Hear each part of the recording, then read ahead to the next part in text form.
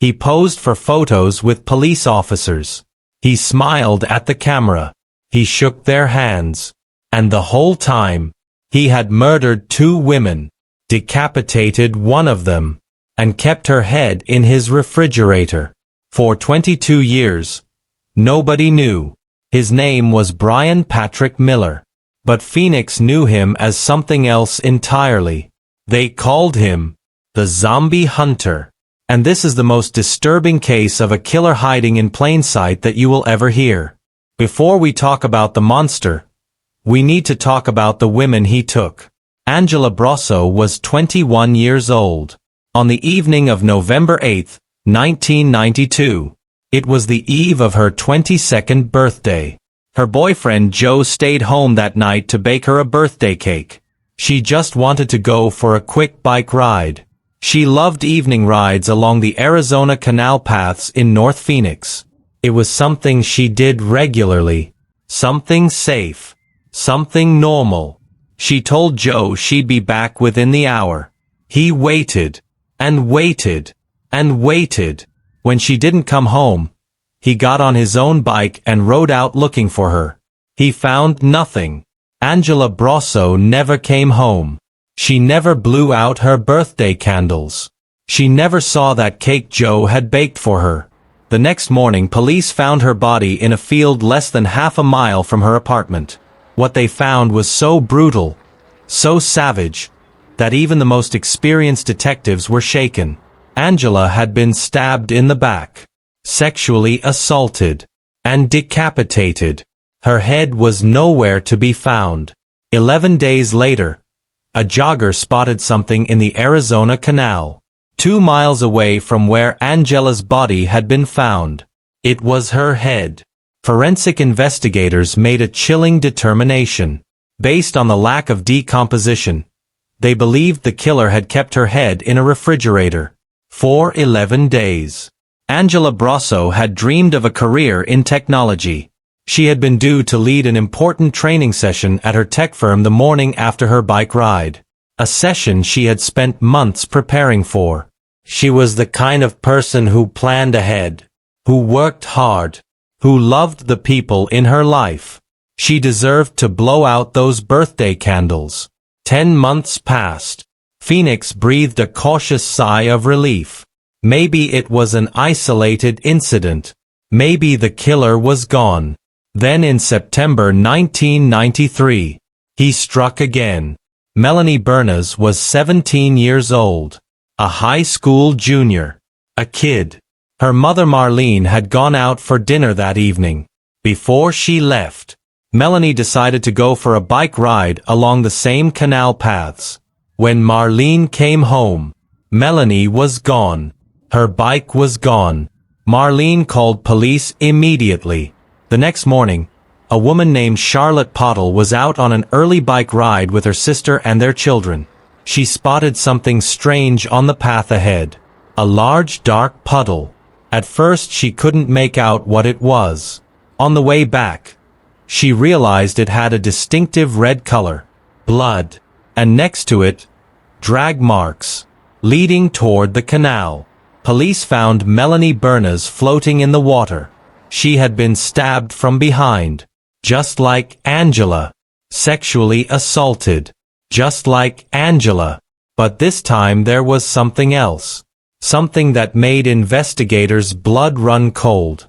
Letters had been carved into Melanie's body, and she had been redressed in a child-sized turquoise bodysuit.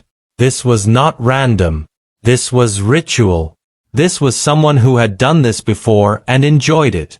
Phoenix was terrified. Women stopped cycling alone. Parents kept their children inside. A monster was out there somewhere. And then, nothing. No more attacks.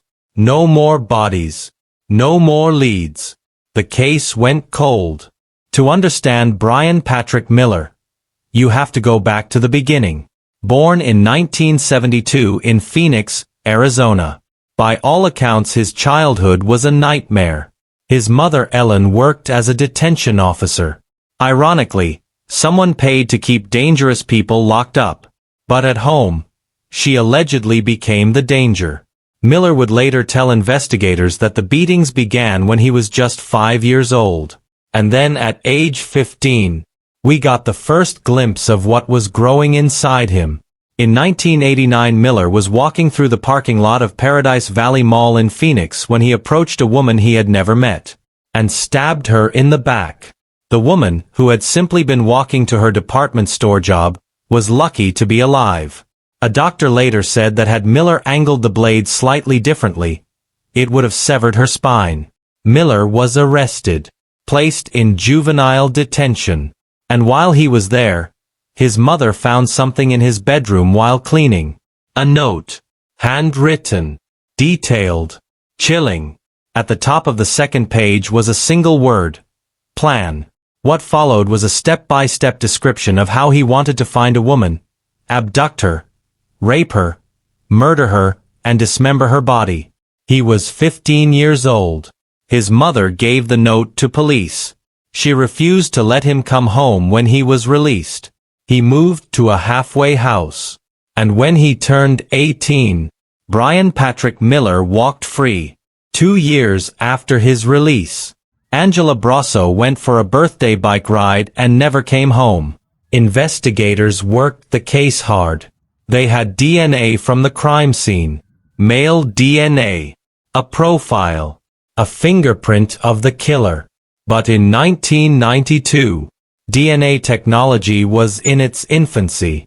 Without a name to match it to, the profile sat in a database, waiting. 10 months later, Melanie Bernas was murdered. Now investigators knew. Same killer, same canal, same method. A serial killer was hunting women on bikes in Phoenix. But despite everything, he vanished. What investigators didn't know was what Bryan Miller did next. He got married. In 1997, he married a woman named Amy. They moved to Everett, Washington. They had a daughter together. He built a normal life, a family. But Amy would later tell detectives something that made their skin crawl. Miller had told her a secret. He told her he had killed a young girl in Phoenix. Years before they met. Amy stayed with him for 8 years. And then in 2002 in Washington State, Miller stabbed another woman. A woman named Melissa Ramirez. He claimed self-defense. The jury believed him. He was acquitted. And because he wasn't convicted, his DNA was never entered into law enforcement databases. He moved back to Phoenix in 2006 after his divorce, with his daughter. And he found something that would define the next chapter of his life. Steampunk, cosplay, comic conventions. Bryan Patrick Miller created a character. He called himself the Zombie Hunter. Picture this. A man in a long trench coat, goggles, a helmet, carrying a fake Gatling gun, driving a modified old police car covered in fake blood with green sirens and a zombie dummy in the back seat. This was Bryan Patrick Miller at festivals, at parades, at zombie walks. He was beloved, a local celebrity, a harmless eccentric. People lined up to take photos with him. Police officers posed with him in front of his bloodied car, smiled for the camera, shook his hand.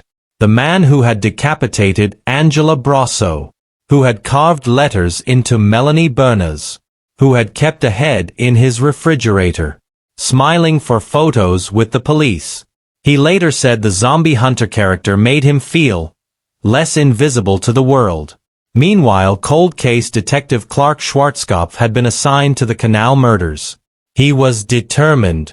He worked the case for years. The DNA profile sat there, perfect and useless without a name. Then a breakthrough. In 2014, a forensic genealogist named Colleen Fitzpatrick used the DNA profile and cutting-edge genetic genealogy techniques to narrow the suspect list down to 5 men, all with the surname Miller.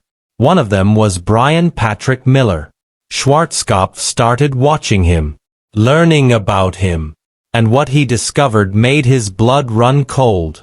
Bryan Miller lived just minutes from where both women had been murdered. In 1992 and 1993, his hobbies included knives. His public persona was literally called the Zombie Hunter, a character built around fake blood and a modified police car.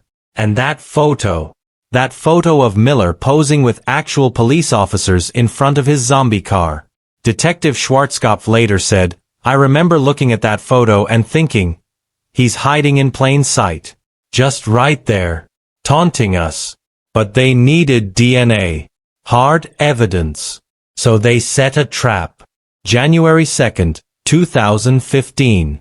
Detective Schwarzkopf walked into a Chili's restaurant in Phoenix and sat down across from Bryan Patrick Miller. The pretense was simple. A fake job interview. Security work at a distribution facility. Miller brought his teenage daughter. Schwarzkopf watched him interact with her. Watched this seemingly normal man. Big but soft. Not someone you'd be scared of on the street. They talked. They ordered food and drinks. Miller drank from a glass of water. And when he walked out of that Chili's, undercover detectives swooped in and secured that glass. 11 days later, the head of the forensic lab walked into Schwarzkopf's office. She leaned down and said 4 words. "It's him. Bryan Miller." Schwarzkopf said the blood rushed from his head. He sat back and said, "You've gotta be kidding." Miller was arrested within hours. When detectives told him his DNA linked him to the Canal murders, he looked at them and said, "I don't see how that's possible. I didn't kill anyone." When they searched his house, what they found was disturbing beyond words. The home was stacked floor to ceiling with garbage and clutter. Every room piled to the roof. And on the outside of his refrigerator door, a picture taped to the front. A photograph of a decapitated head and dismembered limbs. Miller's trial didn't begin until October 2022. Almost 30 years after the murders. He had waived his right to a jury trial, leaving his fate entirely in the hands of Judge Suzanne Cohen. His defense attorneys opened with something extraordinary. They admitted he did it. They stood up in court and said yes, Bryan Miller killed Angela Brosso and Melanie Bernas. But they argued he was not guilty by reason of insanity. That his mother had tortured and abused him as a child. That she had created a monster. The prosecution painted a different picture. A man who at age 15 wrote a detailed plan to abduct, torture and murder a woman. Who stabbed a stranger in a mall parking lot. Who killed 2 women. Who told his wife about it. Who then stabbed another woman years later and walked free. This was not a man who didn't know what he was doing. This was a predator. The trial lasted 6 months. 36 witnesses testified. And then Judge Cohen delivered her verdict. As to count 1, first-degree murder. Victim Angela Brosso. Guilty. As to count 2, first-degree murder. Victim Melanie Bernas. Guilty. Bryan Patrick Miller showed no emotion. Angela's mother Linda spoke remotely from wherever she had found the strength to survive 30 years of grief. She said, "The defendant broke my heart. Took all hope and light from me and my family. The hole in my heart is so big and empty." Melanie's sister Jill said, "For 30 years now we have had to live without Melanie because the defendant murdered her." In June 2023, Bryan Patrick Miller was sentenced to death. Angela Brosso was 21 years old, going out for a birthday bike ride. Melanie Bernas was 17 years old, a high school junior. 2 women, 2 bike rides. One monster who spent 22 years hiding behind a costume, attending festivals, posing with police. And here is what haunts me most about this case. His ex-wife knew. She knew for 8 years. He told her what he did. And she stayed.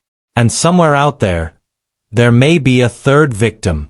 A 13-year-old girl named Brandy Myers who disappeared in 1992, the same year as Angela Brosso. Detectives on the case believe Miller killed her too. but prosecutors declined to charge him. Brandy Myers has never been found. If you know anything about Brandy Myers, missing from Phoenix 1992, please contact Maricopa County authorities. The question I want to leave you with is this. How many killers are walking among us right now? Hiding behind a normal life, a costume, a smile. Comment below. And if this case shocked you as much as it shocked me, stay on this channel, because the next one is even darker.